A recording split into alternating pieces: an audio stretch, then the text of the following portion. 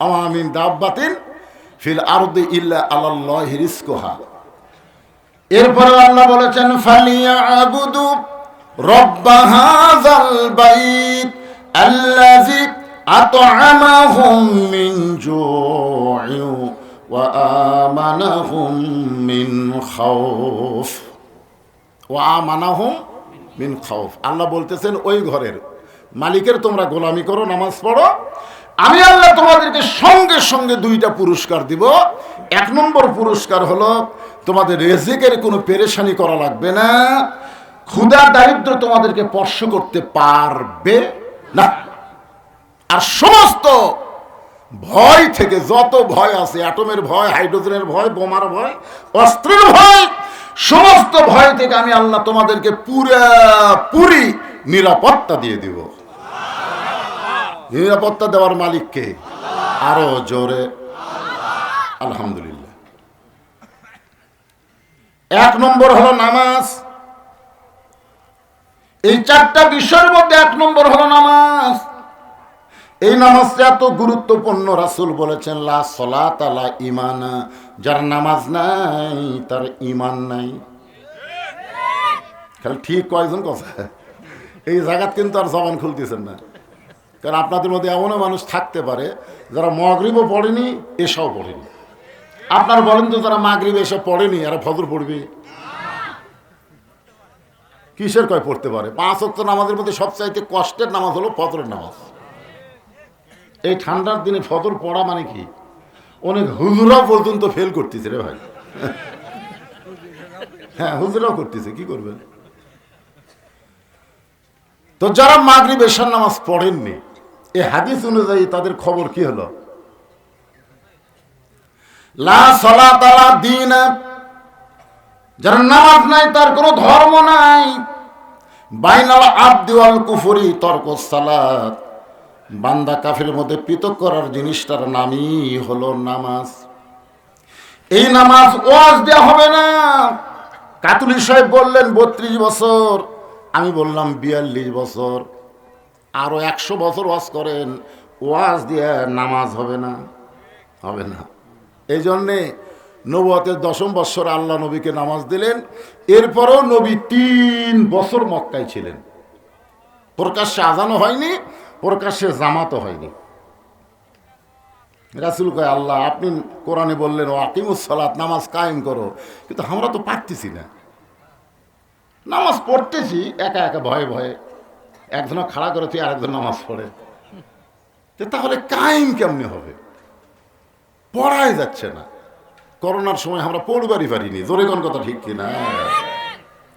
আমার মাদ্রাসা মসজিদে তারাবির সময় সব মসজিদে ঘোষণা করে দিছে যে ইমাম, মুয়াজ্জিন, মসজিদ কমিটি সহ সর্বমোট 12 জন।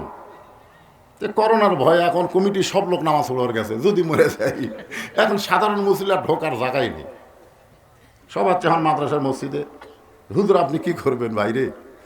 তাহলে 2 জন তোমরা গেটত খাড়ায় থাকো, পুলিশের কোনো গাড়ি দেখলি খালি একটু ইশারা দিবা। আমরা এক সময় 2 জন একটা গাড়ি দেখে মনে করছে পুলিশের গাড়ি, যে পুলিশ পুলিশ কতি কার স্যান্ডেল ঘুড়ি পড়ে আছে ভাই, মারছে দৌড়, নিয়ত করার পরেও নামাজ ছেড়ে দৌড়াচ্ছে। করোনার ভয় কিন্তু না, পুলিশ জরিমানা করবে। 12 জনের জায়গা 32 জন হলো কেন?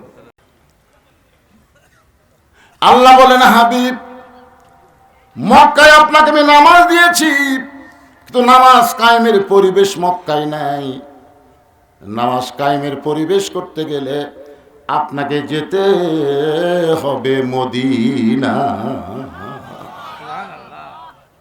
দিনের বেলা না, রাত্রে বেলা, গভীর রাত্রে মক্কা ছেড়ে আপনাকে মদিনায় হিজরত করা লাগবে। চিন্তা করে দেখেন, নামাজ কায়েমের জন্য নবী মক্কা ছেড়ে কোথায় যাবেন? একটু হোহা করেন, কোথায় যাবেন?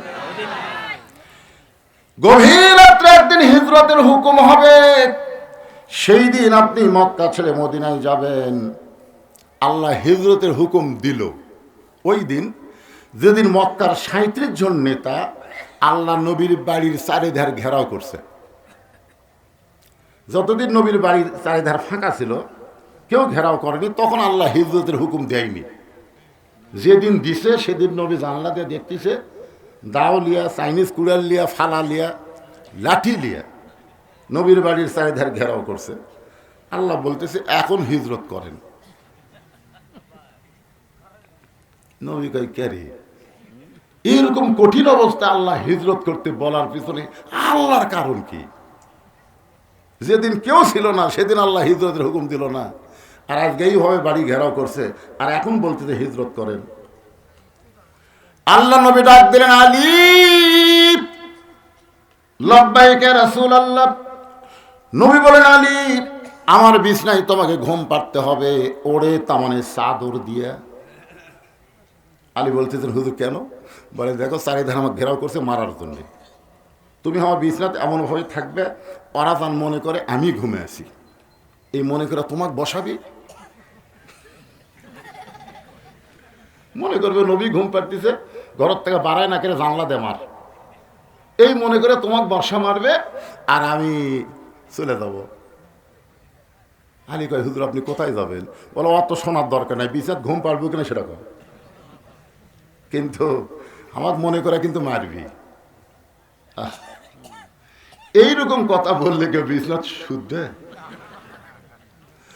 হযরত আলী বললেন, ইয়া রাসূলুল্লাহ আমার আপত্তি নাই। রাসূল বলেন, একটা চিন্তা করো। আলী বলতেছে, আমার জীবনের চাইতে আপনাকে ভালোবাসি, আপনি নিরাপদ হলেই ইসলাম নিরাপদ হবে। ওরে তামানে চাদর দিয়ে হযরত আলী ঘুমায় গেলেন। রাসূল তো মানুষ, মনের মধ্যে সন্দেহ হচ্ছে, কেরে ঘুমালো না কান দিচ্ছে। চাদরের মুড়ি তুলে দেখে, ওরে বাবা, জানে মৃত্যুর বিছানা, তারপরে ঘুম পাড়ে, জানে রাত 12টায় ফাঁসি হবে, তারপরেও ঘুমাই। আছে না নাই? মীর কাসেম আলী উকিলকে বলতেছে, কেরে খবর কি? বলে, আজকে রাত 12টায় আপনার ফাঁসি হবে স্যার। বলে, এখন বাজে কয় টাকা? 9:30। আলহামদুলিল্লাহ, এখন 2.5 ঘন্টা আছে। ঘুম পাড়ি, বসতে কি করবো, 2 ঘন্টা ঘুম পাড়ি, চেতন যদি না পাই আমার ডাক দিও। উকিল কই, মানুষ না পাগলা রে, চেতন পাবি না মানে? উকিল মন খারাপ করে চলে গেছে। 2 ঘন্টা পরে এসে দেখে ফাঁসির কন্ডম ছেলে নাক ডাকে ঘুম পাড়তিছে। উকিল চিন্তা করে, 8 ঘন্টা পর ফাঁসি হবে, এই মানুষটা এর পরেও কেমনে ঘুমায়? পায়ের বুড়া আঙ্গুলে যখন একটু নড়াইছে, ঘুম থেকে চেতন পাই। বলে, উকিল ভাই ফাঁসির কি সময় হয়েছে? বলে, এখনো 8 ঘন্টা বাকি আছে।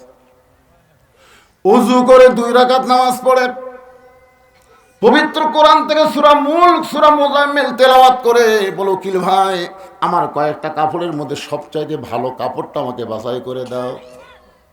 উকিল ভালো পাঞ্জাবিটা বাছাই করে দিলে, ওইটা যখন গায়ে দিয়া বলে, ভাইজান তোমার কাছে কি চিরুনি আছে? বলে, হ্যাঁ। চিরুনির যখন চুল হাসরায়, বলে, দেখো তো আমার কেমন লাগতেছে। উকিল কান্দার বলে, স্যার আপনার ফাঁসি হবে, আপনি কি শ্বশুর বাড়ি যাবেন? এমন করে কেন শাস্তেছেন? আল্লাহর ওলি চোখে পানি নিয়ে মুচকে হাসিতে বলতেছে, ঘুমের মধ্যে আল্লাহ পাক আমাকে জানাইছে, অন্যায়ভাবে যাদের ফাঁসি দেওয়া হবে তারা মরবে না, তাদেরকে আল্লাহর জান্নাত দিয়ে বরণ করা হবে। ওয়ালা তাকুলু লিমান ইউকতালু ফি সাবিলিল্লাহি আমওয়াতুন বাল আহইয়াউ ওয়ালাকিন লা তাশউরুন।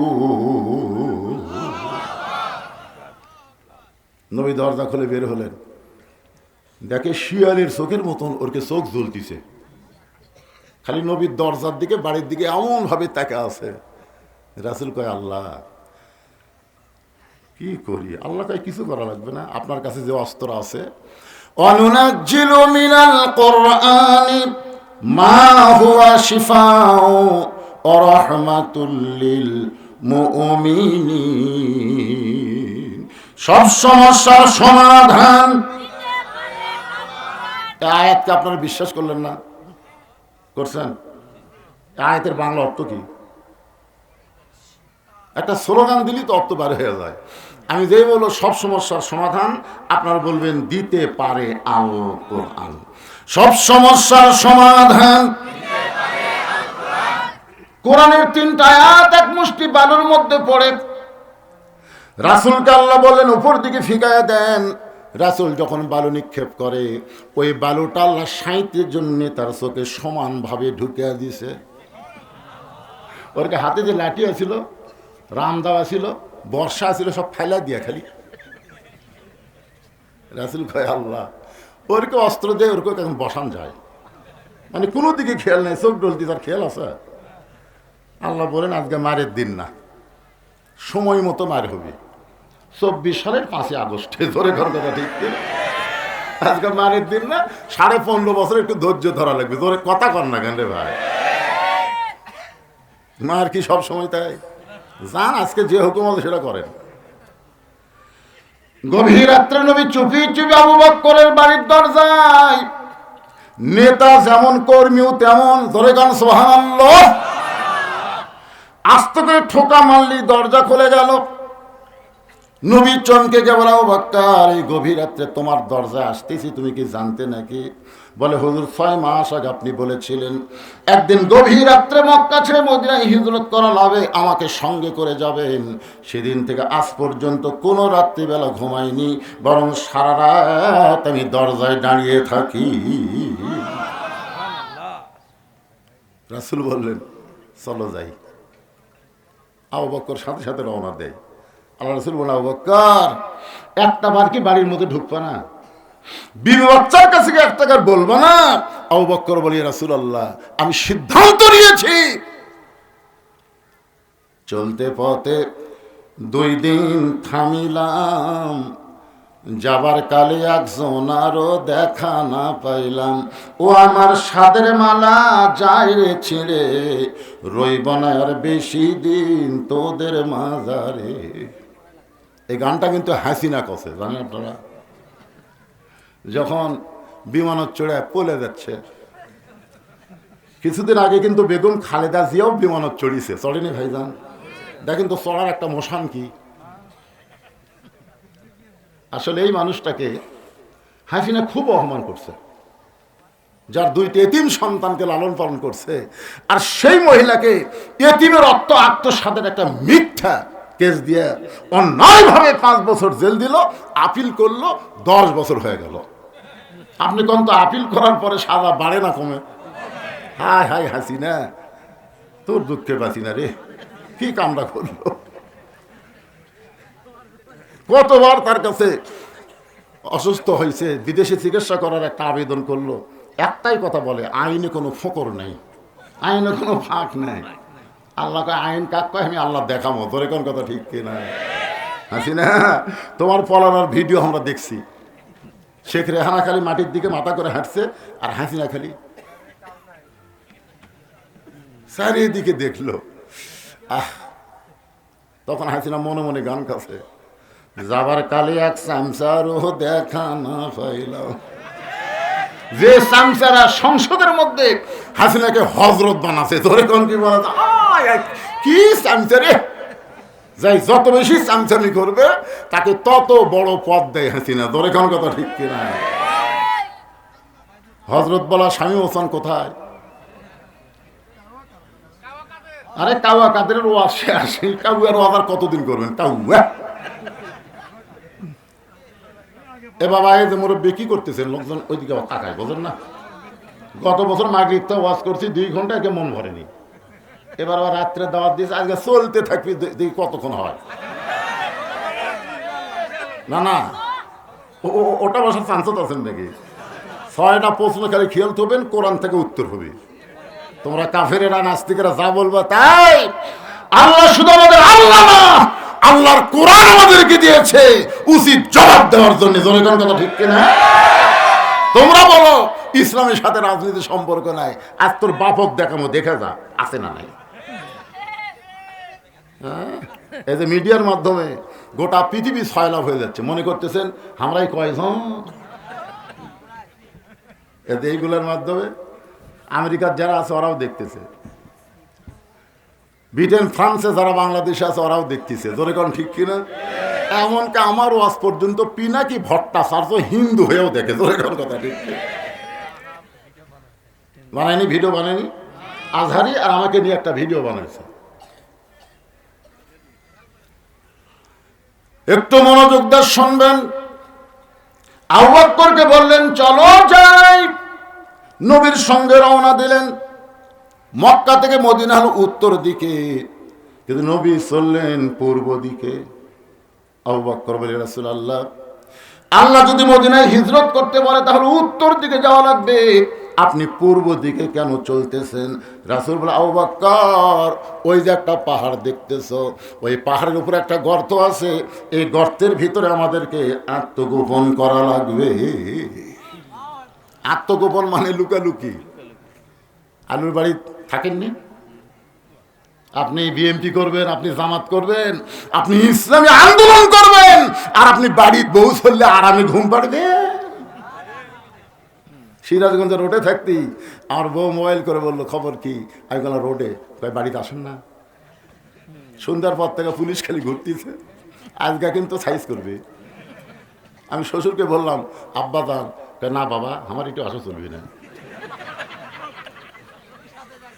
আমি চিন্তা করলাম কাক কল দিই, আর বন্ধু বান্ধব 3-4 জনকে দিলাম, কয়ে ভাই আপনি দাগি ভাই, আপনাকে জায়গা না।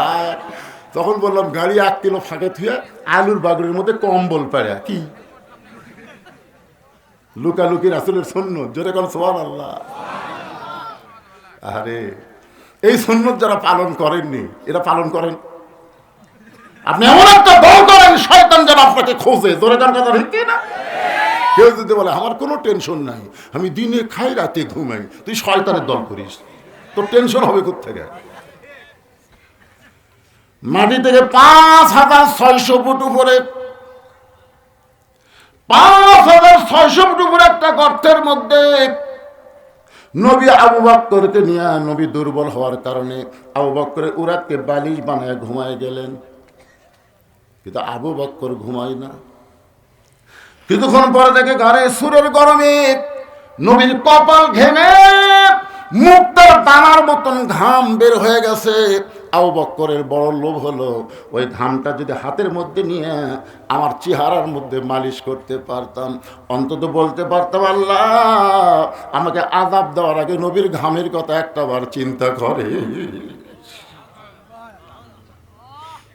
নবীর কপালের ঘাম নিয়ে যেই মাত্র চেহারার মধ্যে মালিশ করেছেন, চাঁদ সূর্য গ্রহ তারা তারি নূরের ইশারা, নইলে যে অন্ধকারে ডুবিত এই তরণী।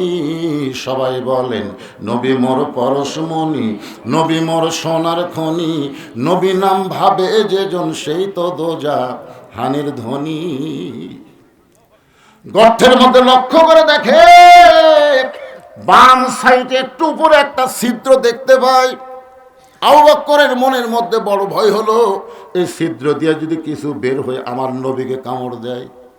গর্তের মধ্যে মানুষ হলো 2 জন, জোরে কোন কয়জন? কিন্তু কিছু বের হয়ে শুধু নবীরে কামড়াবে। নবীর প্রেমে আবু বকর এমন ভাবে হাবুডুবু খাওয়া শুরু করেছে, আবু বকরের অস্তিত্ব ভুলে গিয়া 2 চোখ দিয়ে শুধু নবীর দিকে তাকায় আছে।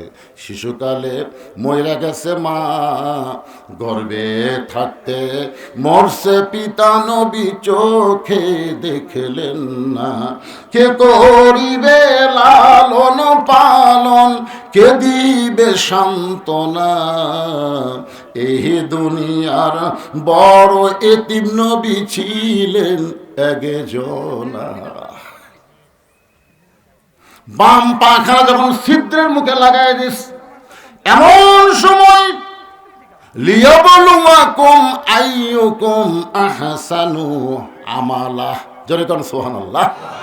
পরীক্ষা হবে, সুন্দর আমলের পরীক্ষা হবে। আগামী ভোটে সুন্দর আমলের পরীক্ষা হবে। আমার ভোট আমি দিব, যাকে খুশি তাকে দিব, এই স্লোগান বাদ দিয়ে বলতে হবে আমার ভোট আমি দিব, দেখে শুনে বুঝে দিব। জোরে কোন কথা ঠিক কিনা? কোন চোর, কোন দুর্নীতিবাজ, কোন বাটপারকে আমার ভোট দিয়ে আমি সংসদে পাঠাবো না। জোরে বলেন কথা ঠিক কিনা? আপনাকে আল্লাহ বিবেক দেয়নি? অনেক মানুষ জান্নাত যাওয়ার সময় আল্লাহ বলবে রে তোকে তো জান্নাত দিবারই চাইছিলাম, কিন্তু এত রড সিমেন্ট তুই চুরি করছো। আল্লাহ আমি জীবনে কোনো ইলেকশন করিনি, নেতা হইনি, তা আমার আমল নামায় রব সেম কেন? তুই যাক সিল মারছো ওই যে চুরি করছে।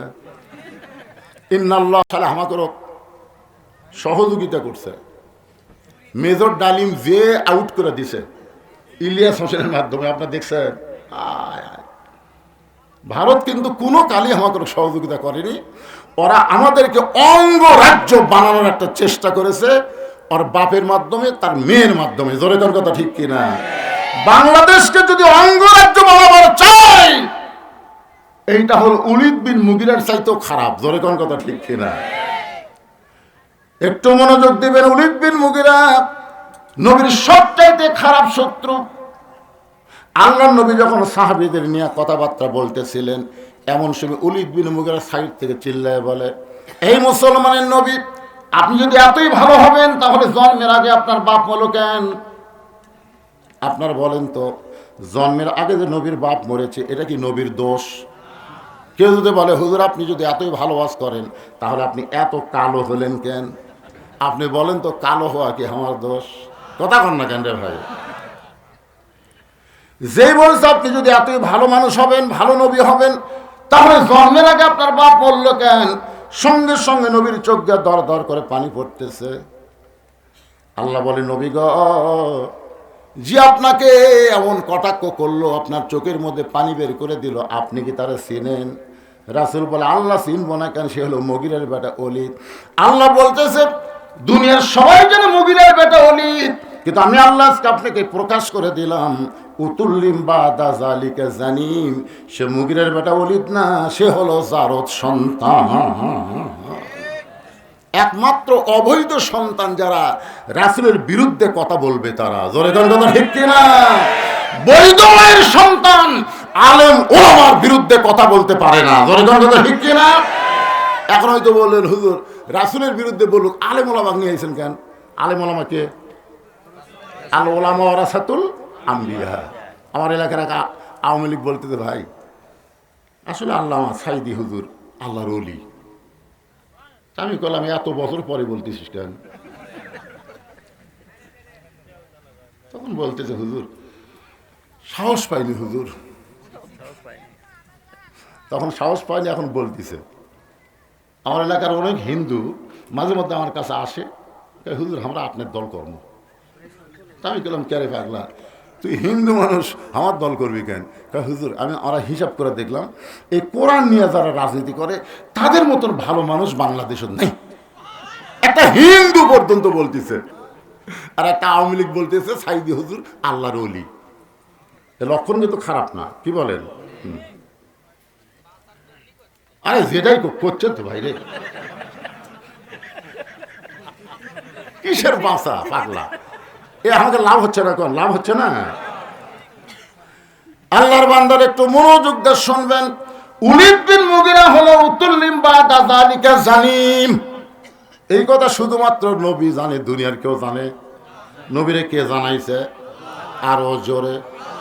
কয়েকদিন পরে নবী সাহাবীদের নিয়ে যখন গল্প করবে, ঠিক ওই সময় ওলীদ বিন মুগিরা এসে দাঁড়াইছে। নবী জানে আজকেও তো এর কামই হচ্ছে নবীর বিরুদ্ধে বলা। নবীর বিরুদ্ধে কিছু বলার আগে নবী বললেন, উতুল্লিম বাদা যালিকা জানিম। ওলীদ বিন মুগিরা মারছে দৌড়, এক দৌড়ে গেল মায়ের কাছে। জোরে বলেন কার কাছে? সন্তান কেমন এটা কেউ না জানলেও কিন্তু তার মা জানে। যে সন্তান কোরআনের মাহফিলে বসে কিছুক্ষণ বসার পরে লাফদা ওঠে, আবার বাহিরে গিয়া ঘোরে, আবার কিছুক্ষণ বসে আবার ওঠে আবার ঘোরে। আবার দেখবেন কিছু সন্তান বসেই না, ওরা মাহফিলের বাইরে ঘুর ঘুর করে। জোরে কোন কথা ঠিক কিনা? এই সন্তান কেন এমন হলো? যদি জানবার চান তার মায়ের কাছে যান, জোর করে ধরলে অবশ্যই বলবে, এই সন্তান যখন পেটে ছিল আমি পেটত নিয়ে গোটা পাড়া ঘুর ঘুর করছি, পেটের মধ্যেই ওর ঘূর্ণি ব্যারাম হচ্ছে, বাইরে আইসা কোনো জায়গায় ঠিক মতো থাকবার পারে না। আর সন্তান যদি সিজার করা হয়, জন্মের আগে জন্ম হওয়ার কারণে ওই সন্তান সবসময় অস্থির থাকে। জোরে কোন ঠিক কিনা? অস্থির বোঝেন না? 2 দিন আগে জন্ম হচ্ছে, ঘুমের মধ্যে বার করে কাকের বাঁচা না মরারে, তখন পাও ধরে এরকম একটা ঘুরান দেয়, ওর মাথার ঝাঁকি লাগায়, করে কান্দা ওঠে। ওই যে মাথার ঝাঁকি খাসে ভাই, ওই ঝাঁকিতে ওই মোবাইল ছাড়া ভাত খায় না, ওই মোবাইল ছাড়া কান্না থামে না। জোরে কোন কথা ঠিক কিনা? সন্তান ভালো না মন্দ এটা জানি কে? আরো জোরে। আমার মায়েরা কিন্তু বলেছে গত বছর হুজুর আমাকে কোনো ওয়াজ করে নাই, ফাঁকি দিয়ে চলে গেছে, কিন্তু আজকে হুজুর ফাঁকি দিলে চলবে না। আমার মায়েদের জন্য কিছু ওয়াজ কোরআনে আসে না নাই? জোরে কোন আসে না নাই? কি হয়েছে বাবা? 1300 বছর আগে কয়টা প্রশ্ন? আপনারা হয়তো মনে করবেন হুজুর এই প্রশ্নের উত্তর নিজেই জানে না, কি এক ওয়াজ করলো, খালি ধরে থুলো কইল না। তো এই প্রশ্নের উত্তর আগে আমার মা বোনদের কিছু ওয়াজও করা লাগবে। যেরকম ঠিক কিনা? কারণ আমার মা যদি ভালো হয়, বউ যদি ভালো হয়, আগামীতে যে সন্তানগুলো দুনিয়াতে আসবে এই সন্তানগুলো জন্মের সাথে সাথেই ইসলামী আন্দোলনের কর্মী হবে। যেরকম কথা ঠিক কিনা? ভালো সন্তান কোনোদিন আগডুম বাগডুম ঘোলাডুম সাজা এই শিক্ষা হাতত লিবে না। ওরা কোরআনকে একমাত্র শিক্ষা এবং চরিত্র উন্নতির শিক্ষা, নৈতিকতার শিক্ষা হিসেবে গ্রহণ করবে। যেরকম ঠিক কিনা? ইকরা পড়ো বিইসমি রাব্বিকাল্লাযী খালাক। যে আল্লাহ তোমাকে সৃষ্টি করেছেন, আমাদের স্রষ্টার নাম কি? সে আল্লাহর নামে আমাদের শিক্ষা গ্রহণ করা লাগবে। একটু মনোযোগ দিয়ে কথাগুলো শুনবেন। সমস্ত মুসলমানের কাছে নাস্তিকেরা 6টা প্রশ্ন ছুড়ে দিয়েছে। মুসলমান আলেমেরা প্রশ্নের সামনে পড়ে নাস্তানাবোধ করি, আল্লাহ দেখতে কেমন আমরা তো দেখিনি, তাহলে বলবো কেমনি? আল্লাহ কোন জায়গায় আছে আমরা দেখছি? মুসা নবী বলছিল রব্বি আরিনি, আল্লাহ আপনাকে দেখবার চাই। আল্লাহ কইছে লান্তারানি, সম্ভব না। আল্লাহ ঢপটা কেমন, আল্লাহ কোন দিকে বসে আছে, আল্লাহ এখন কি করতেছে? আর নবী ব্যাপারে তারা প্রশ্ন করেছে নবী কোন দরজা দিয়ে আল্লাহর আরশে গেল, দরজা দেখান লাগবে। সমস্ত আলেমেরা প্রশ্নের সামনে যখন নাস্তানাবুদ, মুহররম মাসের 10 তারিখে বিশাল একটা কনফারেন্স, বিশাল একটা মিটিং করা হলো। সেই মিটিংয়ের মধ্যে খ্রিস্টানদের পাদ্রী এবং নাস্তিকদের ধ্বজাধারী ঘোষণা করে দিল এই 6টা প্রশ্নের উত্তর যদি মুসলমান দিবার পারে তাহলে আমরা সব নাস্তিক মুসলমান হয়ে যাব। আর যদি দিবার না পারে তাহলে আমরা বলবো ইসলাম হলো একটা ভুয়া ধর্ম। আপনার বলেন তো ইসলাম কি ভুয়া? আল্লাহ কোরআনে বলেছেন অমাইয়াবুতাগি গায়রাল ইসলাম দীনান ফালাই ইউকবালা মিনহু। এই আয়াতের বাংলা অর্থ হলো ইসলাম ছাড়া অন্য কোন জীবন ব্যবস্থাকে ধর্ম হিসাবে যদি গ্রহণ করে লা ইউকবালা মিনহু, আল্লাহ বলেছেন সেইটা কখনোই কবুল করা হবে না। তাহলে আল্লাহর কাছে একমাত্র ধর্মের নাম কি? সবাই বলা লাগবে, এটা কি আমার বাপের কথা বললাম না আল্লাহর কোরআনের কথা বললাম? একমাত্র ধর্মের নাম কি? আরো জোরে জোরসে বলুন, ইন্নাদ দীনা ইনদাল্লাহিল ইসলাম। একেবারে বাহাসের দিনে একটা আলেমও যায়নি, যেগুলো অবান্তর প্রশ্নের উত্তর কেমন দিবে। খ্রিস্টানরা যখন বলবে ইসলাম ভুয়া, তখন মাত্র 13 বছর 6 মাস বয়সের একটা বাচ্চা, সুবহানাল্লাহ না কেন, নাস্তিকদের সামনে দাঁড়ায় বলতেছে, যে নাস্তিকেরা তোমরা যে 6টা প্রশ্ন করেছো, আল্লাহ চাহে তো আমি উত্তর দেব ইনশাআল্লাহ। নাস্তিকদের সভাপতি প্রেসিডেন্ট বলতেছে, যখন হাতি ঘোড়া গেল তল, ভেড়া কয় কত জল। কত বড় বড় আলেম যখন একটাও দাঁড়ানোর সাহস পেল না, একটা পুচকে, ওর হাতে ছিল আল্লাহর কোরআন। এই কোরআনটা ওই ছেলেটার হাতে ছিল, সুবহানাল্লাহ বলেন। কোরআনকে বুকের মধ্যে জাপটে ধরে একটা চুমা খেয়েছে। চুমা খাওয়ার পরে বলতেছে অনুনাজ্জিলু মিনাল কোরআনি মা হুয়া শিফাউ ওয়া রাহমাতুল লিল মুমিনিন, আলামিন না মুমিনিন। মুমিনদের সমস্ত রোগের ঔষধ হলো শেফা স্বরূপ আল্লাহ কোরআন দান করেছে। জোরে কোন সুবহানাল্লাহ। যার স্লোগান হলো সব সমস্যার সমাধান দিতে পারে আল কোরআন। আপনারা বলেন তো খ্রিস্টানদের কাছে কোরআন আছে, হিন্দুদের কাছে কোরআন আছে, ইহুদির কাছে কোরআন আছে, কোরআন আল্লাহ মুসলমানকে হুদাল্লিল মুত্তাকিন, মুত্তাকিদেরকে আল্লাহ ব্যবস্থাপত্র হিসেবে, জীবন বিধান হিসেবে আল্লাহ দিয়েছে। ধরে কোন সুবহানাল্লাহ। নাস্তিকদের সভাপতি বলতেছে, এই বাচ্চা এই যা, না না উত্তর দিবার যাচ্ছি, তো উত্তর দিবার জন্যই চাইছি। হ্যাঁ হ্যাঁ বাচ্চা কয় গিরে বলে, শোনেন আপনারা যারা যতগুলো নাস্তিক আছেন কমপক্ষে 2-3 হাজার হবেন। আপনার বলেন তো আজকে এই মাহফিলে, এই বাহাসের সমাবেশে সবচাইতে সম্মানী ব্যক্তি কে? যে প্রশ্ন জানে উত্তর জানে তিনি, না যিনি শুধু প্রশ্ন জানে তিনি? সবাই বলতেছে আজকের এই মাহফিলে সবাই প্রশ্ন জানে, কিন্তু উত্তর তো কেউ জানে না। ছেলে বলতেছে আমি জানি। এখন আপনারা বলেন আজকের এই মাহফিলে সবচাইতে দামি কে? সবাই বলতেছে যিনি প্রশ্ন জানে উত্তর জানে তিনি হলেন দামি। তাহলে আমি কেন মাটির দাঁড়িয়ে থাকবো? যিনি চেয়ারত বসে আছেন উনি চেয়ার ছাড়েন, আমি চেয়ারের মধ্যে বসতে চাই। নাস্তিকরা মুসকে হাসিটা বলতেছে, কিছুক্ষণের জন্য এই বাচ্চাকে আমরা চেয়ার ছেড়ে দিব তার কাছ থেকে উত্তর জানার জন্য। যদি না পারে আমরা সকলে মিলে একটা করে দিলেই সে মরে যাবে। যাকে বলা হয় গণধোলাই। ধরে বলেন কি ধোলাই? ওই বাচ্চাটার নাম হলো নোমান ইবনে সাবেত। মাইকের সাউন্ড হঠাৎ এরকম খারাপ হলো কেন? মাইকের সাউন্ড তো ভালোই ছিল, হঠাৎ খারাপ করলে কেন বাবা? এতক্ষণ তো ভালোই ছিল। ওই বাচ্চাটার নাম হলো নোমান ইবনে সাবেত। আস্তে আস্তে নাস্তিকদের চেয়ারের কাছে গিয়া চেয়ারে বসে কোরআন থেকে তেলাওয়াত করলেন। তুইজ্জু মান তাশা ওয়া তুযিল্লু মান তাশা বিয়াদিকাল খায়র ইন্নাকা আলা কুল্লি শাইইন কাদির। রে নাস্তিকেরা, তোমরা আল্লাহ ব্যাপারে একটা প্রশ্ন করেছিল, মুসলমানের আল্লাহ এখন কি করে বলো তো? আল্লাহ ব্যাপারে 5টা প্রশ্নের মধ্যে আর নবী ব্যাপারে একটা প্রশ্ন। আল্লাহ ব্যাপারে কয়টা? তার মধ্যে একটা প্রশ্ন হলো মুসলমানের আল্লাহ এখন কি করে। আমার আল্লাহ তাআলা যে সন্তানকে কেউ চিনত না সেই সন্তানকে চেয়ারে বসাই দিল, আর চেয়ারের মানুষটা আল্লাহ কুদরতি হাত দিয়া ঘাড় ধরে নামায় দিল। এই মুহূর্তে আল্লাহ তাআলা হাসিনাকে তাড়ায় ইউনুস রে বসায় দিল। আপনার বলেন তো আল্লাহ পারে কি পারে না? একজন আমারে কয়, হুজুর আসলে ইউনুস বসার কারণে আমার একটা গজল বারবার মনে হয়। এগুলো কি গজল ভাই? আমরা যখন শুনলাম ডোনাল্ড ট্রাম্প আমেরিকার প্রেসিডেন্ট হলো, তখন কিছু গুজব লিক বলা শুরু করলো, এইবার ইউনুস পলাবি কোন দিক দিয়ে। কিন্তু আমার একটা গজল খালি আমার ইমান বেড়ে দেয়। কি গজল? বলে, নবী ইউনুস নবীরে খাইল মাছেতে গিলিয়া, ফেরেশতা পাঠাইলেন আল্লাহ ইসমে আজম দিয়া। একটা মাছ পর্যন্ত ইউনুসকে হজম করতে পারে নাই।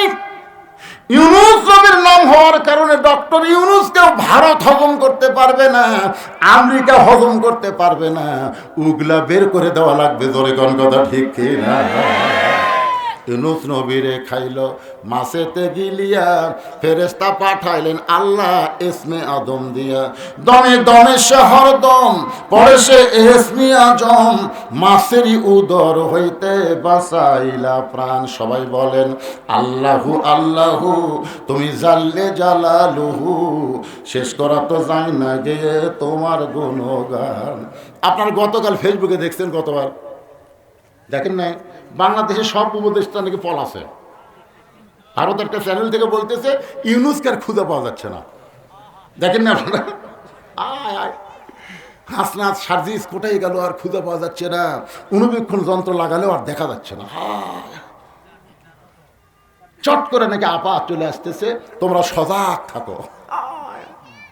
কি গুজব রে! এখন কিছুদিন পর দেখা লাগবে বাংলাদেশের গুজবটাই হলো সবচাইতে বড় গুজব। জোরে কোন কথা ঠিক কিনা ভাই? একটু মনোযোগ দিয়ে শুনবেন। নাস্তিকদের লক্ষ্য করে ছেলেটা বলতেছে, রে নাস্তিকেরা, তোমরা আল্লাহ ব্যাপারে একটা প্রশ্ন করেছিলা, মুসলমানের আল্লাহ কোথায় আছে? তোমরা কি আল্লাহ দেখবার চাও? নাস্তিকেরা সবাই মুসকি মুসকি হাসতেছে। এইটা পারবি না,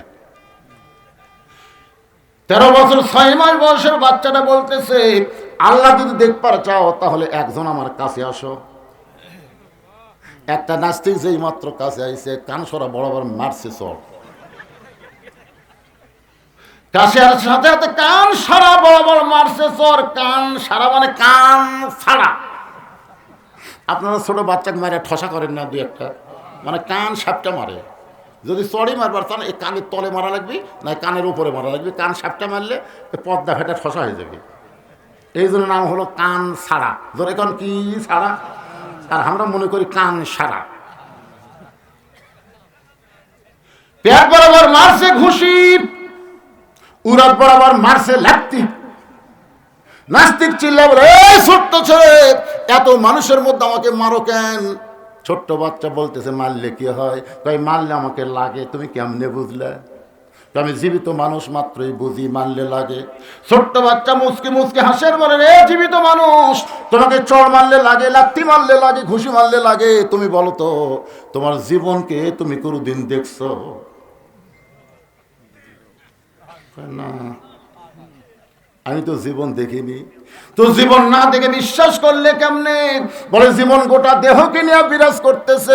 ছোট্ট বাচ্চা আসমানের দিকে তাকায় বলেন, কুল হু আল্লাহু আহাদ আল্লাহুস সামাদ লাম ইয়ালিদ ওয়া লাম ইউলাদ ওয়া লাম ইয়াকুল লাহু কুফুয়ান আহাদ।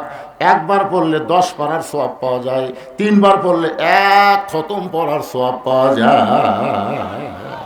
অন্য জায়গায় আল্লাহ বলেছেন, রে আমার বান্দারা, তুমি যেখানে থাকো না কেন আমি আল্লাহ তোমার সঙ্গে আছি। জোরে গান সুবহানাল্লাহ।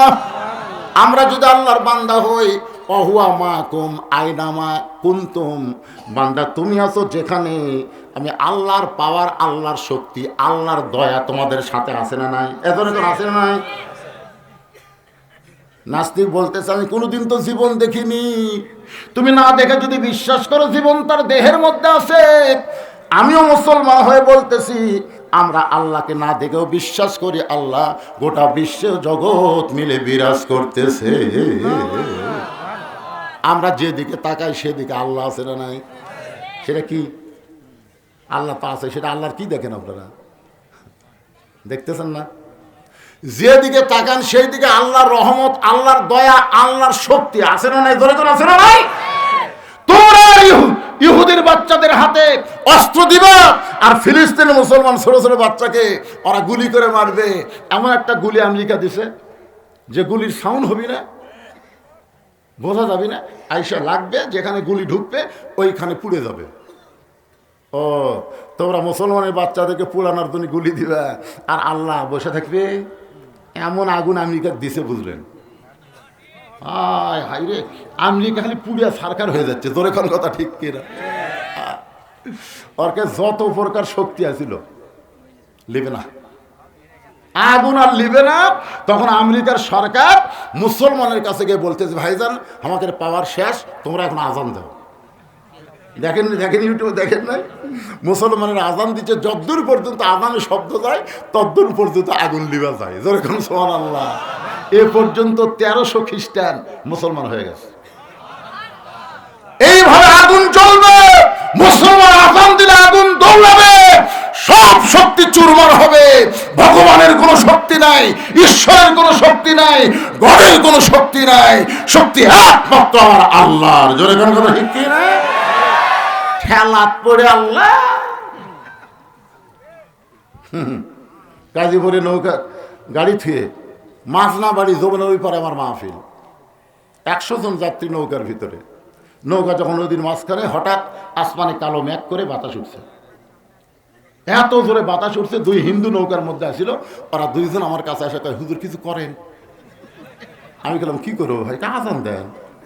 আমি বললাম কে রে ভগবানের জাত, আজান কি? হুজুর তিরস্কার করেন না, আমাদের বাড়ি হলো মুসলমান এলাকা, এইরকম বিপদ হলে একবার আজান দিলে কমে, 2 বার দিলে বন্ধ হয়।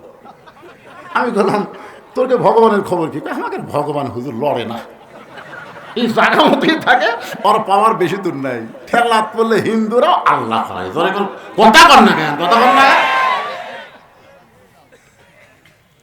রে নাস্তিকের বাচ্চারা। তোমরা 3 নম্বর প্রশ্ন করেছো, মুসলমানের আল্লাহর আগে এই দুনিয়াতে কে ছিল? তোমরা প্রশ্ন করেছ মুসলমানের আল্লাহর আগে এই দুনিয়াতে কে ছিল? যেরকম আমি বলি আমার আগে আমার বাপ, তার আগে আমার দাদা, তার আগে আমার পরদাদা, তার আগে আর একজন। কিন্তু আল্লাহর আগে কে আসলো রে? এটা নাস্তিকদের প্রশ্ন, আমাদের প্রশ্ন না। আমরা সবাই জানি কুল ও আল্লাহ আহাদ। আমাকে এরকম প্রশ্ন মনের মধ্যে কোনদিন হয়েছে? আসো আমার কাছে, একজন আসো। বলে না, কাছে যাওয়া যাবে না, কারণ কাছে গেলে পিটন হয়। ধরে কারণ কাছে গেলে কি হয়? 13 বছর 6 মাসের বাচ্চা বলতেছে কাছে আসলে পিটন দেব না, আসো। যেই কাছে আইসে বলে গণনা শুরু করো। 1 2 3 4 5 6 হয় না, ভালো করে গোনো। 1 2 3 4 5 কয় হয় না, ভালো করে গোনো। সমস্ত নাস্তিক চিল্লায় বলে এ ছোট্ট ছেলে, যতবার গুনতে বলো ততবার গুনতেছে, এখানে হয় না কেন? বলে যতবার গণনা শুনতে চাই ততবার 1 থেকে গণনা ধরো, 1-এর আগে কি আছে এইটা কেন বলতেছো না? সমস্ত নাস্তিক বলে 1-এর আগে কিছুই নাই। তাহলে শুনে নাও, আমার আল্লাহর আগে এই দুনিয়াতে কিছুই ছিল না। লিল্লাহে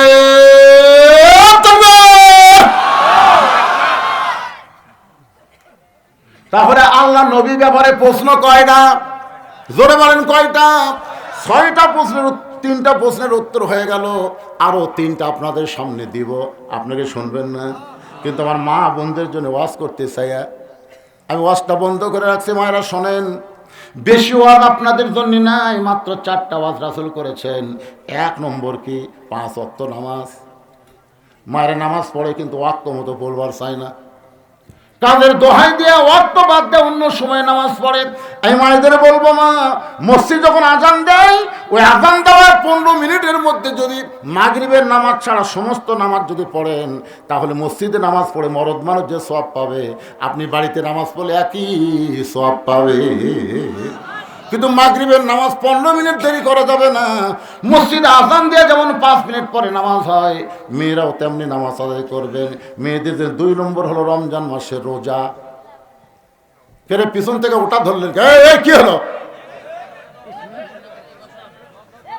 না না, এরা যে একবারে 4-5 জন কি মেয়ে মানুষের ওয়াজ শুনবেন না? আপনারা শুনবেন না? আপনি যতই ভালো হন, আপনি মসজিদের সামনে কাতারে নামাজ পড়লেন, সামনে কাতারে যখন নামাজ পড়ে বাড়িতে এসে দেখেন বউ 3 তরকারিতে ভাত দিয়ে ডাইনিং টেবিলে সাজাতে চায়, আপনি দেখে আজকে হবি বাবা, এই কয়া দোয়া পড়তেছেন, আল্লাহুম্মা বারিক লানা ফিমা রাযাকতানা ওয়া কিনা আযাবান্নার। বিসমিল্লাহ বারাকাতিল্লাহ বলে ভাত যখন মুখত দিবেন, তখন ফেরেশতা বলতেছে, আল্লাহ এই নামাজের খবর কি? আল্লাহ বলতেছে জাহান্নামী। জাহান্নামে হওয়ার পিছনে কারণ হলো কু আনফুসাকুম ওয়া আহলিকুম নার। জাহান্নামের আগুন থেকে বাঁচতে চাইলে তুমি একলা বাঁচলে হবে না, তোমার আহাল পরিবার নিয়ে বাঁচা লাগবে। তোমার উচিত ভাত খাওয়ার আগে বউকে ডাকা, আসো, এই যে এত সুন্দর করে তরকারি পাক করছো, ভাত আনছো, আমার খাবার দিছো, মাশাআল্লাহ, আলহামদুলিল্লাহ। তুমি জোহর নাচ পড়ছা? তখন না, আমি গোসলই করিনি। তখন আপনার উচিত কি ভাত খাওয়া? গোসল কর, তাড়াতাড়ি নামাজ পড়। নামাজ না পড়া পর্যন্ত ভাত খাবো না রে, কোন বেনামাজের হাতে আমি নামাজই খাই না। যা, বউ দৌড়ে গিয়ে গোসল করছে, জোয়ান নাচ পড়ে এসে স্বামীকে যখন আবার খাবার বসে, স্বামী বলতেছে হুন্না লিবাসুল্লাকুম ওয়া আনতুম লিবাসুল্লাহ হুন্না। একলা খামো কে? 2 জন একসাথে খাবো। স্বামী স্ত্রী 2 জন মিলে যখন খাবার শুরু করেছে, ফেরেশতা বলে আল্লাহ খবর কি? আল্লাহ বলে স্বামী স্ত্রী 2 জনই জান্নাতি। আমার মায়েরা শোনে, 1 নম্বর হলো নামাজ, 2 নম্বর হলো রমজান মাসের রোজা, 3 নম্বর হলো স্বামীর কথা মতো চলা, স্বামীর খেদমত করা, আর 4 নম্বর হলো সতীত্বের হেফাজত, পর্দা করা। রাসূল বলেছেন, রে মেয়েরা, এই 5 ওয়াক্ত নামাজ তোমাদের সব সময় পড়া লাগবে না, 24 ঘন্টার মধ্যে 5 বার নামাজ পড়লে হবে। রমজানের রোজা সারা বছর করা লাগবে না, 12 মাসে 1 মাস রোজা রাখলেই হবে। স্বামীর খেদমত সব সময় করা লাগবে না, কারণ স্বামী যখন খেদমত চাবে তখন খেদমত করবা। স্বামী খেদমত না চাইলে খবরদার যেন খেদমত করতে যাইও। স্বামী খেদমত সবসময় করা যাবে না। স্বামী যদি খেদমত চায় তাহলে খেদমত করা লাগবে। স্বামী খেদমত চায়নি, বউ খেদমত করতেছে, বুঝবেন এর মধ্যে মারেফত আছে। মারেফত কি জানেন? এই অজাতা খেদমত করে আপনার বাপ মায়ের বিরুদ্ধে গল্প শুরু করবে। হ্যাঁ, নিয়ত খারাপ তো। কারেন্টের ফ্যান বন্ধ করে দিয়ে তাল পাকার বাতাস করতেছে। স্বামী কয়, কে গো কারেন্ট নাই? কারেন্ট আছে। তো তারপরে কারেন্টের ফ্যান বন্ধ করে দিলে কেন? ওই ফ্যানই তো হয় সতী, ওই আপনার মাথার উপর ঘুরে দেখে আমি জান্নাত পাচ্ছি না, ফ্যান বন্ধ করে দিয়ে বাতাস করতেছি। কিছুক্ষণ পরে কপাল টিপতেছে। স্বামী কয়, আল্লাহ আমাকে একটা বউ দিছে। 2 মিনিট পরেই কাঁদতেছে। কান্দার কারণ হলো তোমার বুড়া বাপ আর তোমার বুড়ি মা আমার কলজা ছেদা করে দিচ্ছে। তুমি জানো, তুমি যখন বাড়িতে থাকো না, এই বুড়া বুড়ি আমার সাথে কি হারা লাগে তুমি জানো? এই বুড়া বুড়ির সাথে যদি তুমি থাকবার চাও তাহলে আল্লাহর হস্তে আমার বাপের বাড়িতে পেটে দাও। আর আমার সাথে যদি জান্নাতের সংসার করবার চাও তাহলে এই বুড়া বুড়ি বাদ দেওয়া লাগবে। এখন কি কবা কও, অমা আলাইনা ইল্লাল বালাক। মানে আমার যা ওয়াজ আছে তোমাকে শুনালাম, এখন তোমার ওয়াজ কি? এমন সময় স্বামীর কাছে আল্লাহর কোরআন এসে বলতেছে, ওয়াকাদা রাব্বুকা আল্লা তা'বুদু ইল্লা ইয়াহু ওয়া বিল ওয়ালিদাইনি ইহসানা। জোরে বলেন সুবহানাল্লাহ। স্বামীর কাছে আল্লাহর কোরআন এসে বলতেছে, কে রে স্বামী, তোর বউ যে ওয়াজ শোনালো, তোর উত্তর কি? উত্তর হলো, বউ মরে গেলে বউ পাবো, বউ ছাড়া দিলেও বইয়ের অভাব নাই। কিন্তু যে বাপ মার বিরুদ্ধে ওয়াজ করলো, সে বাপ মা যদি মরে যায় তো কেমনে ভাবি ক? আল্লাহর ইবাদতের পরই হলো বাপ মার প্রতি দয়া করে, ইহসান করো, ভক্তি করো। দরকার হলো বউ তালাক দে, কিন্তু বাপ মাকে কষ্ট দেস না। স্বামী এবার খাট থেকে উঠা বলতেছে, ব্যাগ বুক কি আমি সাজা দেবো না তুই সাজালে বাড়ি যাবো? বলকে কিসের বাড়ি? তোর বাপের বাড়ি যাওয়ার চাইল না? তোর মতন বইয়ের আমার দরকার নাই, তুই বাপের বাড়িতে যাবো, আমি তো 3 তালাক দিয়ে আরেকটা বিয়ে করবো। তুই কি মনে করছিস মরদ লয়? বউ দৌড়ে এসে 2 পা ধরে বলতেছে, আমি আপনাকে পরীক্ষা করলাম, আপনি আসলেই ভালো। বউ বলতেছে, আমি আপনাকে পরীক্ষা করলাম গো, আসলে আপনি জান্নাতি। বুঝছেন? এই জন্য রাসূল বলেছে, রে মেয়েরা স্বামীর খেদমত করবা, যখন স্বামী খেদমত চাবে তখন করবা। অযথা খেদমত করতে যাও না, অযথা খেদমত করলেই শয়তান তোমাকে ধোঁকা দিবে। 4 নম্বর হলো সতীত্বের হেফাজত, পর্দা করা। এক দৌড়ে ওলীদ বিন মুগীরা মায়ের কাছে, মনে আছে না ভুলে গেছেন? কার কাছে? মা মারে। ওলীদ বিন মুগীরার মা কয়, কে রে, আমার ছেলে তো এরকম কোনোদিন ডাকেনি, আজকে কেন ডাকতেছে? কি হয়েছে বাবা? উতুল্লিম বাদা জালিকা জানিম। ওলীদ বিন মুগীরার মায়ের চোখের পানি। এত বছর পরে এই খবর তোকে কে দিল? সুবহানাল্লাহ না কেন? আপনারা বুঝতে পারেননি কি? তোর মা বুঝিছে, কারণ সৌদি আরবের লোকেরা আরবি বোঝে। নবী কোরআনের আয়াতটা কি বুঝাইছে ওলীদ বিন মুগীরাও বুঝিছে আর মাও বুঝিছে, কিন্তু আমরা বুঝিনি। আমরা বুঝি না ভাই, কারণ 15.5 বছর বেকায়দায় আমি বহু আরবি দোয়া করছি, বহু আরবি। কারণ বাংলা করলে ওরা বুঝবি, আরবিতে যত গড় দোয়া আছে সমস্ত গড় দোয়া করছি, ওরা না বুঝা খালি আমিন আমিন কইছে। আমি মনে মনে কইলাম, আলেমদের বিরুদ্ধে লাগিস না, আলেম যখন বাংলা পারবি না তখন আরবি মার দিয়ে চলে যাবি। ধরে কোন কথা ঠিক না? একটু মনোযোগ দিয়ে শুনবেন। ওলীদ বিন মুগীরার মা কান্দে বলে, বাবা এই গোপন খবর তোমাকে কে দিল? এই খবর দুনিয়ার কেউ জানে না, যে খবর দিল সে দুনিয়ার সাধারণ কোনো মানুষ না। ওলীদ বিন মুগীরা বলে, মা আমি 2 চোখে তাকে দেখতে পারি না।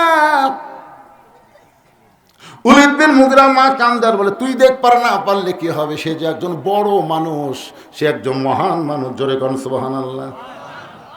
ওলীদ বিন মুগীরা বলে, মা তাহলে আসল খবর কি? বলে, আসল খবর হলো আমি যখন যুবতী বউ ছিলাম তখন তোমার বাবা ব্যবসার কাজে বাইরে গেল। তোমার বাবা ব্যবসার কাজে বাইরে গেল, মাসের পর মাস তোমার বাবা আসে না। টাকার লোভে পড়ে আমি যে যুবতী বউ বাড়িতে, এইটা তোমার বাপের মনেই নাই। টাকার লোভে। জোরে কোন কিসের লোভে? টাকার লোভে পড়ে বউকে ভোলা যায়। এরকম কিছু বিদেশি আছে না নাই? এই বাবা তোমাকে আবার কি হলো রে? বসো। টাকার লোভে ছোটবেলা একটা গান শুনছিলাম, আপনারা শুনছেন কিনা কব? জামা তোর জামাইয়ের বাড়ি আমি যাব না। মেয়ে তার মা বলতেছে, জামা তোর জামাইয়ের বাড়ি আমি যাব না।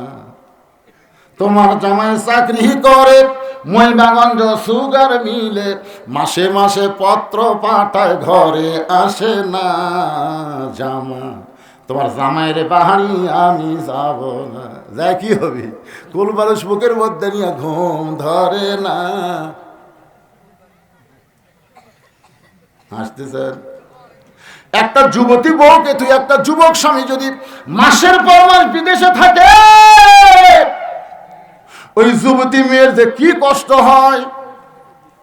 মাঝে মধ্যে গভীর রাত্রে গান গায়, একা একা কেন ভালো লাগে না, কোনো কাজে মন যেন বসে না, আমার কি হতে কি হইয়া গেল, আমি নিজেও তো কিছু বুঝি না।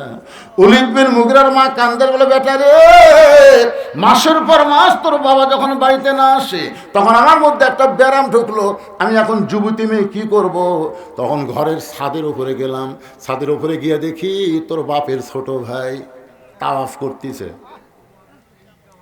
কি করতেছে? তাওয়াফ বোঝেন না? তাওয়াফ বোঝেন না? দেখবেন যেই বাড়িতে মরদ মানুষ নাই, যুবতী বউ আছে, ওই বাড়িতে দেওয়ার অভাব আছে।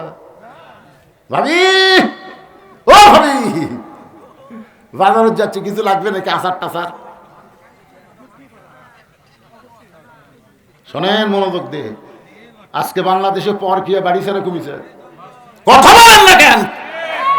পরকিয়া বোঝে? একজন কে না না বোঝেন না,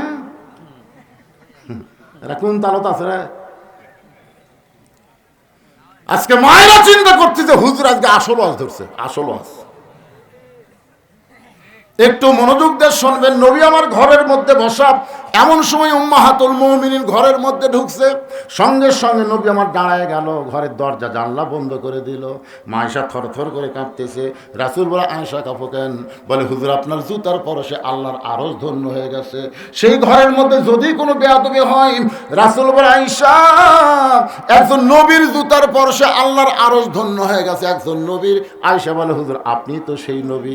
রাসূল বলে, আয়েশা, যতক্ষণ দরজা খোলা ছিল ততক্ষণ আমি নবী ছিলাম, কিন্তু যেই দরজা বন্ধ হয়েছে আমি আর নবী নাই রে আয়েশা, আমি হলাম স্বামী আর তুমি আমার বিবি। মায়েশা দৌড়ে এসে নবীর বুকের মধ্যে মাথা ঢুকায় বলতেছে, আল্লাহ, আমার নবী শুধু বিশ্ব নবী না, আমার নবী হলেন পৃথিবীর 1 নম্বর স্বামী। নবী আস্তে করে সুবহানাল্লাহ করলেন না কেন? নবী আস্তে করে এই ডান হাতখানা মা আয়েশার পিঠের উপর একটা চাপ দিছে, এরকম চাপ দিছে। আল্লাহ কয়, জিবরাইল কোথায় রে? তাড়াতাড়ি কোরআনের আয়াতে নবীর কাছে যা। দেখেন, বউকে বুকের মধ্যে না চাপ দিলে খুশি কে? যা তাড়াতাড়ি কোরআনের আয়াতে নবীর কাছে যা। জিবরাইল বলে, আল্লাহ, আমি তো বহুবার আয়াতে নবীর কাছে গেলাম। এভাবে বলার কারণ কি? বলে, নবী ঘরের মধ্যে দরজা জানলা বন্ধ করে যে আমল করতেছে, এই আমল করার কারণে আমি আল্লাহর আরশ খুশি হয়ে গেছি। এখন বলেন তো, নবী দরজা জানলা বন্ধ করে কি আমল করতেছে? নামাজ পড়িচ্ছে, জিকির করতেছে, কোরআন শরীফ পড়তেছে, বউকে বুকের মধ্যে চাপটা ধরেছে রে।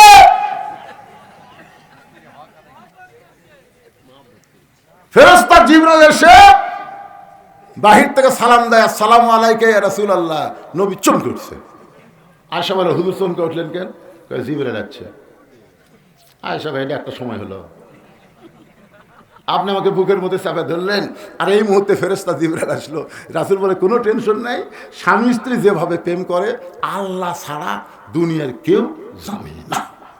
সুবহানাল্লাহ কোন না কেন? স্বামী স্ত্রী প্রেম আর প্রেমিক প্রেমিকার প্রেম দুটোকে এক। স্বামী স্ত্রী কিন্তু ছোট বাচ্চাও যদি ঘরত থাকে, ওই না ঘুমান পর্যন্ত বউ আদর করে না।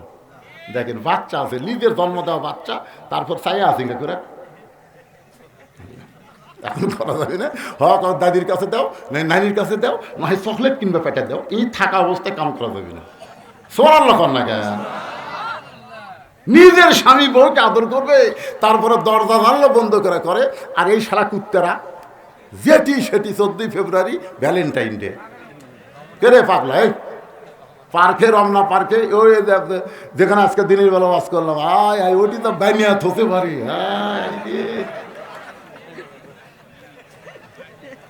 শালার লাগবে 106,000। আমি সেই দিনই বুঝেছি ভাই, বেটার চাইতে বেটি ভালো।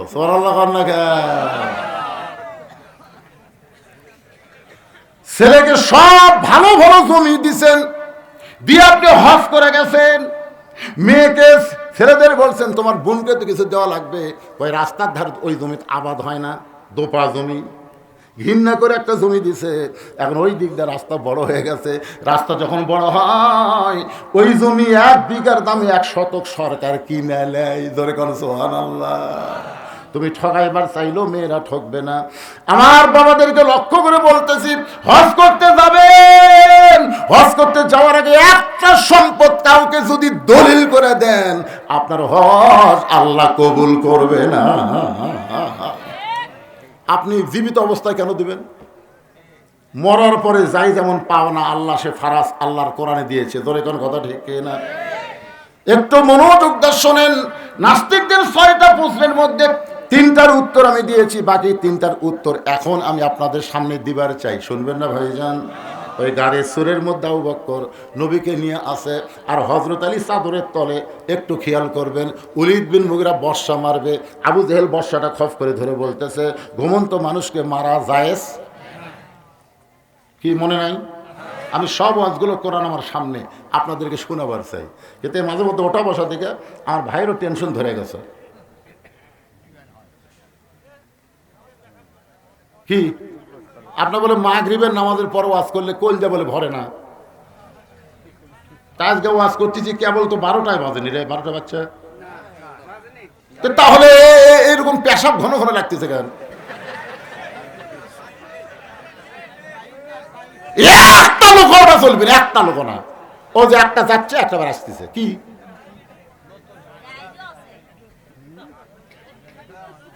আপনারা বলেন পেশাব লাগতেছে? পেশাব লাগতেছে? এই শীতের দিন পেশাব করে কি কি কাম করা লাগবে? কোন এটা জান্নাতের বাগান ভাইজান। পেশাবকে বন্ধ করে 1 ঘন্টা 1 ঘন্টা একটু ধৈর্য ধরেন, বাকি কথাগুলো শোনেন। কারা কারা শুনবেন আল্লাহকে একটু হাত দেখান তো দেখি। যারা শুনবেন দেখেন তো, হাতকে তোলেনি, এই হাতকে তোলেনি রে। লিল্লাহি তাকবীর। হাত নামা। যা গেছে গেছে যাক। এরা 6টা উত্তর পালো না, 3টা পাচ্ছে, এখনো 3টা বাকি আছে। মারাত্মক প্রশ্ন আছে নাকি? নবী কোন দরজা দিয়ে আল্লাহর আরশে গেল? দরজা দেখান লাগবে। আল্লাহ কোন দিক হয়ে বসে আছে? আল্লাহ ঢপ কেমন শুনবেন না? আল্লাহ কোন দিক হয়ে বসে আছে? আল্লাহর চেহারা কেমন, ঢপ কেমন? মনে নাই? মনে নাই। আর নবী কোন দরজা দিয়ে আল্লাহর আরশে গেল? দরজা দেখান লাগবে। এই 3টা প্রশ্নের উত্তর আমি দিব, কিন্তু এখন ভাইজান কঠিন জায়গায় রাখছি। ওলীদ বিন মুগীরা বর্ষা মারতেছে, ওই বর্ষা আবু জেহেল খপ করে ধরে যেই চাদর টান মারছে, চাদর টান মারার সাথে সাথে 37 জন নেতার চোখ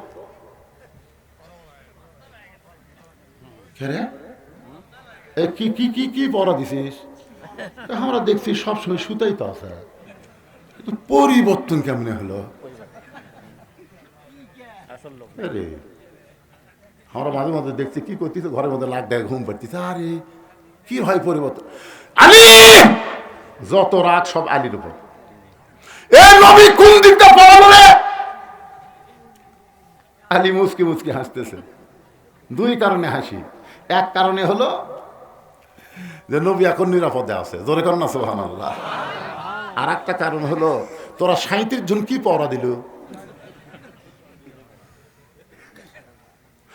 হযরত আলী 2 কারণে মুচকি মুচকি হাসতেছে। আবু জেহেল বলতেছে আলী কোন দিকটা পলায় গেল? আলী বলতেছে আমি ঘুমের মধ্যে ছিলাম, তোমরাই তো চেতন ছিলে। তাহলে কোন দিক দিয়ে গেল সেইটা তোমরা না ধরে ঘুমের মানুষকে জিজ্ঞাসা করো।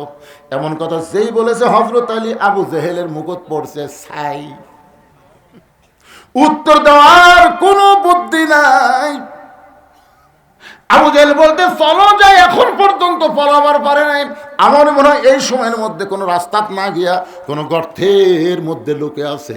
চলো পাহাড়ের যত গর্ত আছে সমস্ত গর্তগুলো আমরা খুঁজতে থাকবো। এই কথা বলে যখন সাহিত্যের জন্য তো হজরত আলীকে ছেড়ে রওনা দিয়েছে, এমন সময় হজরত আলী দাঁড়ায় বলতেছে, এই নেতারা এদিকে তাকা। সমস্ত নেতারা যখন তাকাইছে, হজরত আলী ভাবে কি আবু সুফিয়ান বলতেছে, এই তো ঘুমের মধ্যে থেকে পলানোর চান্স করে দিল, একে আগে সাইজ কর লাগবে। আর এই বলতেছে, এই জন্যই তো ডাকতেছি। আলী চিন্তা করতেছে, ঘুমের ভিতর থেকে আমার কিছুই হয়নি, আমি আরামে ঘুম পাচ্ছি, আর আমার নবী নিরাপদে গেছে। আর এই সময় যদি এদের সাথে একটু খেলবার না পারি, খেলতে খেলতে সময় যাবে, নবী আরো দূরে চলে যাবে। ধরে কর সুবহানাল্লাহ। এটা কি কালা মনে করছেন মাজাত বল নাই? কোন মতে টেতো 2 টাকায় খেলা হবে, খেলা হবে।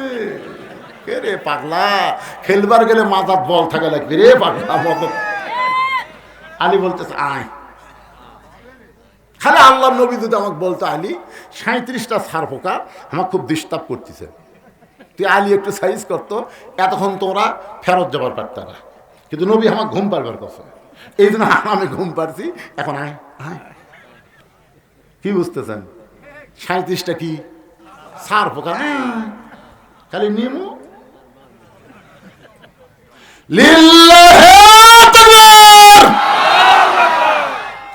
আবু জেহেল বলতেছে দরকার নাই, দরকার নাই। আলী বলতেছে আছে আয়।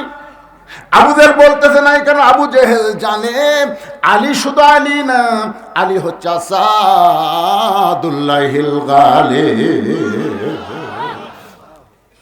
আল্লাহ আলীকে ইসলামের জন্য সিংহ করে দুনিয়াতে পাঠাইছে। সুবহানাল্লাহ। তিহিমা প্রান্তরে নবী যখন সাহাবীদের সামনে আলোচনা করতেছে, নবীর চোখটা দর দর করে পানি পড়তেছে। সাহাবের বলে, রাসূলুল্লাহ এত সুন্দর আলোচনা করেন, আপনি কেন কাঁদতেছেন আমরা তো বুঝবার পারি না।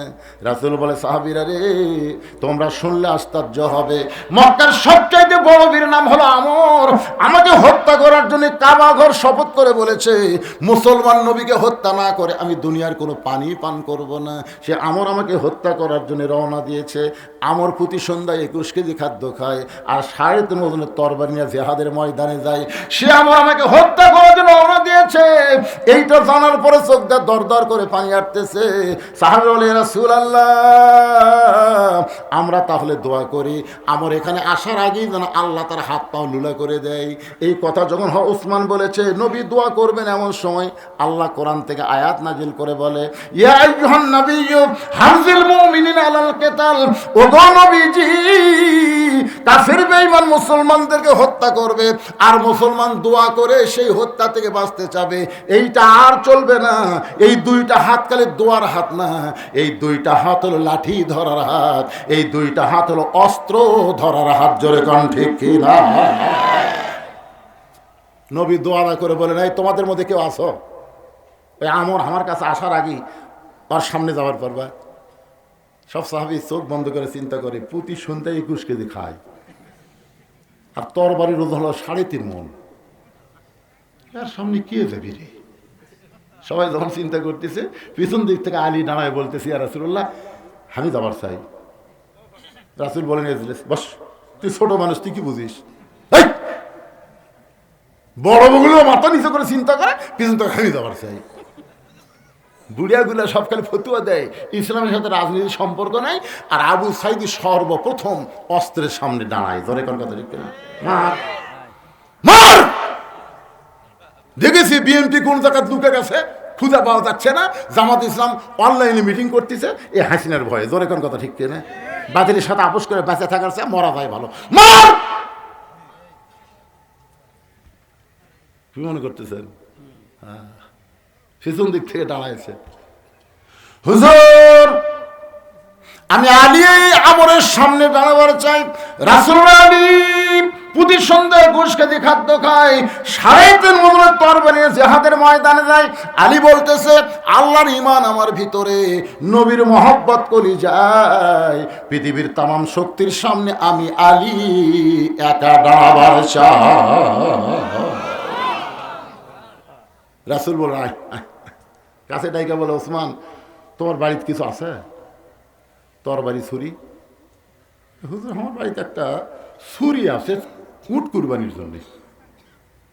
রাসূল বলে ওরে নিয়ে আসো। একটা তরবারি এনেন, নবীর হাতে দিলেন। নবী তাকে দেখেন 27 ইঞ্চি, ওজন হবে 1 কেজি। আর কয় মন নিয়ে আসতেছে? 3.5 মন। 1 কেজি ওজনের একটা ছুরি আলীর হাতে দিয়ে বলেন আলী তরবারির বিরুদ্ধে তসফি টুবি চলবি না, তরবারি চলবি।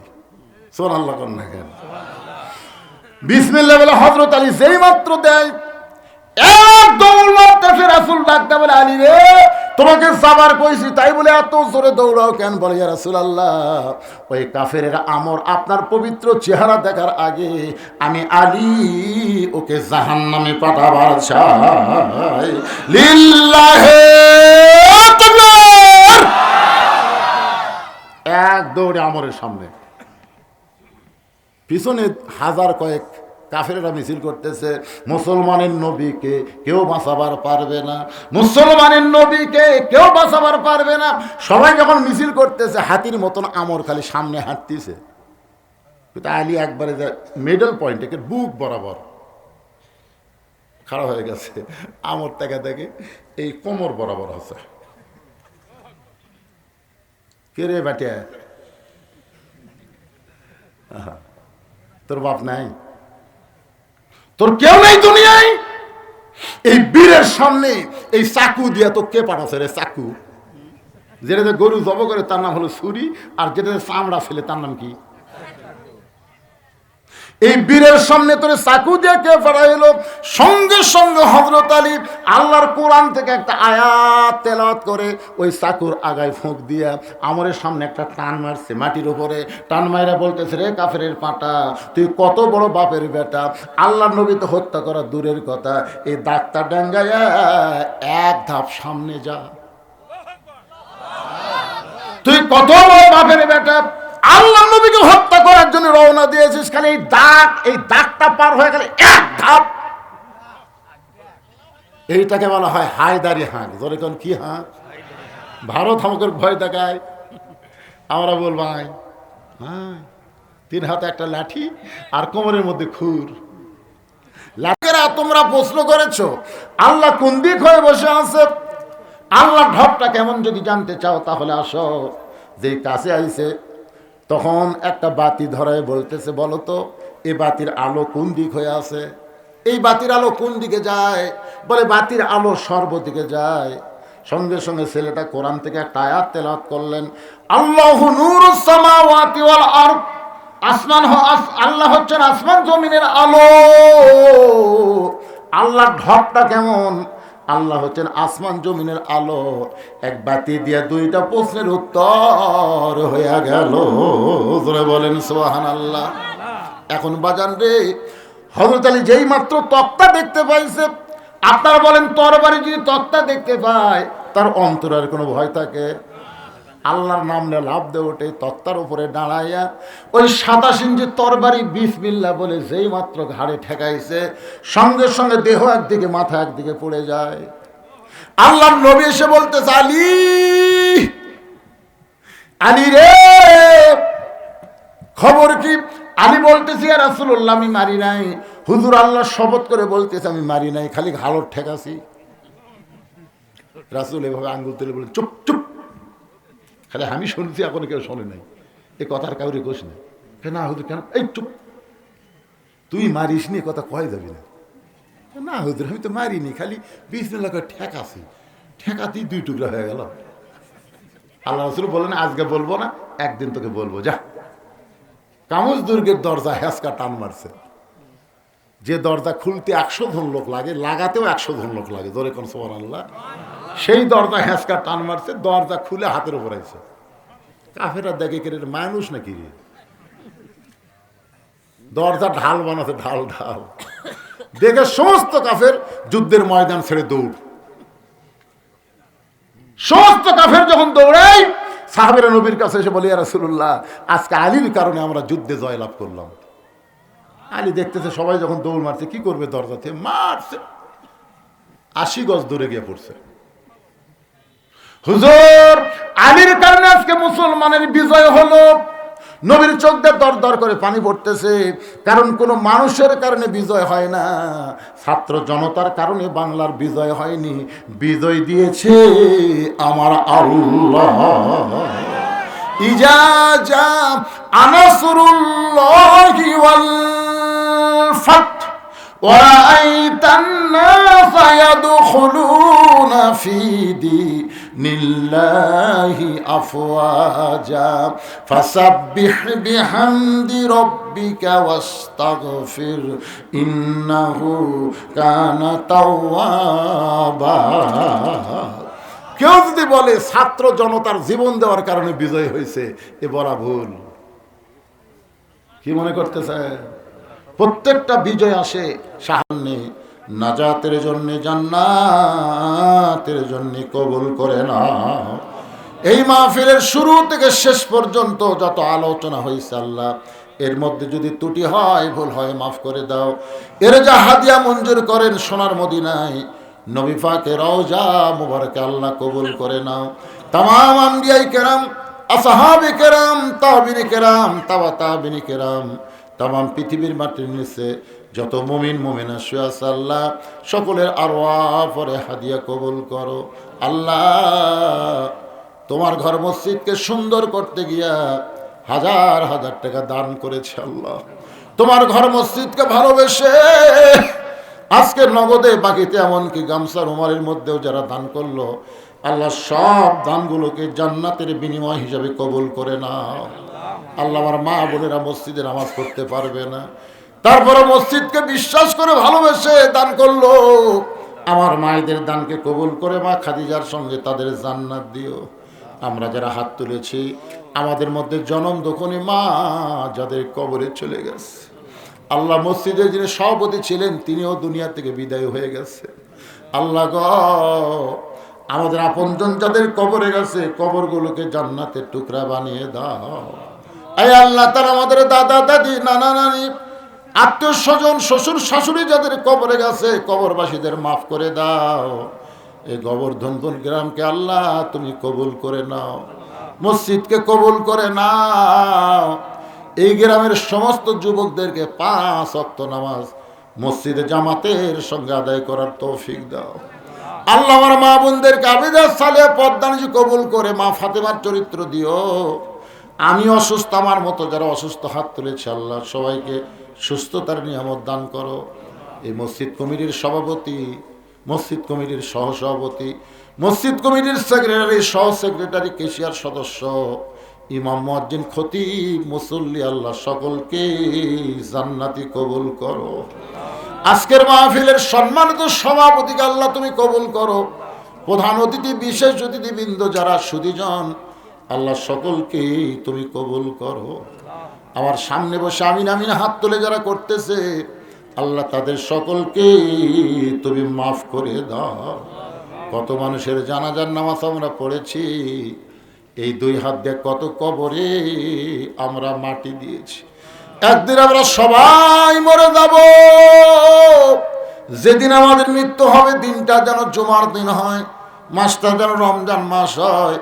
ইমানের সাথে, ইজ্জতের সাথে দুনিয়া থেকে বিদায় নেওয়ার কালে আমাদের জবানে জারি করে দিও, লা ইলাহা ইল্লাল্লাহু মুহাম্মাদুর রাসূলুল্লাহ সাল্লাল্লাহু আলাইহি ওয়াসাল্লাম। যারা বই নেবেন, টেজে আসলে বই পাবেন, 50 টাকার বিনিময়ে সুন্নাতের বাগান বই নিয়ে যাবেন।